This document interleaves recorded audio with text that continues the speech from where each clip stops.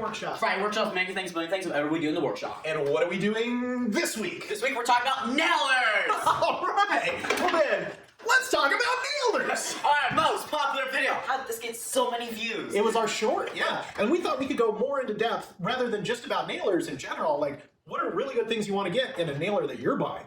Yeah. So, let's go ahead and roll the clip. Alright, so right now we're outside of Home Depot and we're going to go ahead and review the nailers that we find here. So, here we go. Here we go. So we're starting off with the finished nailers here. We got 15 gauge one. This has a 15 degree bend. It's for use around going around corners. And this is a 16 gauge right here. This is flatter. It's used for more bench work, right? And these are both the finished nailers, both the 15 and 16 gauges, are used for mostly construction work. You don't really use a lot of glue with them. They're used for putting heavy boards together. Alright, so next what we have is the 18 gauge nailer, which is what we use. And it's an all-purpose kind of nailer. You use it for the gluing projects, and you also use it for when you're about to sand something off. And so we kind of just, it leaves behind little holes afterwards, so we just fill those up, and yeah, and that's 18 gauge nailer. Alright, so next up is the 23 gauge nailer. This is probably our next nailer. It's mostly used for little work, and you don't have to fill up the holes as much. And honestly, it's also much more compact and easier to get to, because this is a lot smaller than something like this. Alright, so there's two different kinds of nailers that you can go with. You can either go with air compressed version, or you can go with the battery version. And now there's two main differences.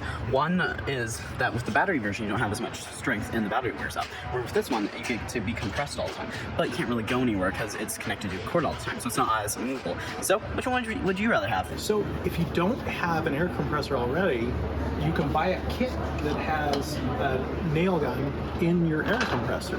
This one comes with a brad nailer and a hose and everything you need. Great kit. This one right here comes with a 23 gauge pin nailer. There's a brad nailer and a finish nailer. All three that you want in here, 16, 18, 23, and the air compressor for a decent price.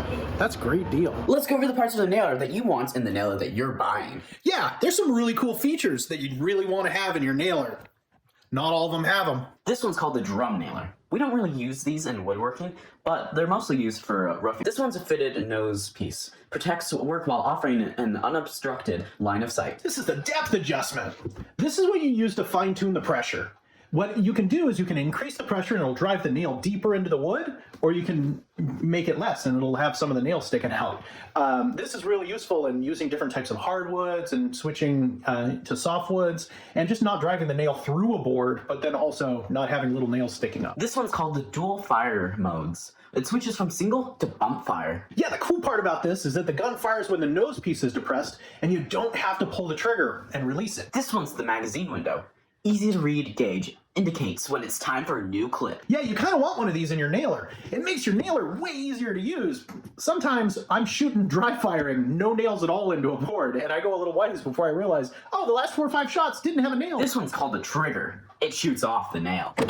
Friday Workshop! Oh, that was super fun. Yeah, I think that turned out really well.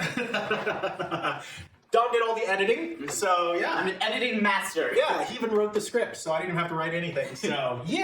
Yeah.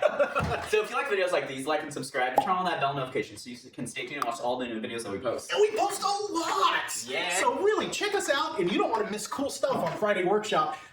Friday Workshop's getting huge, yeah. So yeah, please subscribe. And until next time, see ya! See ya!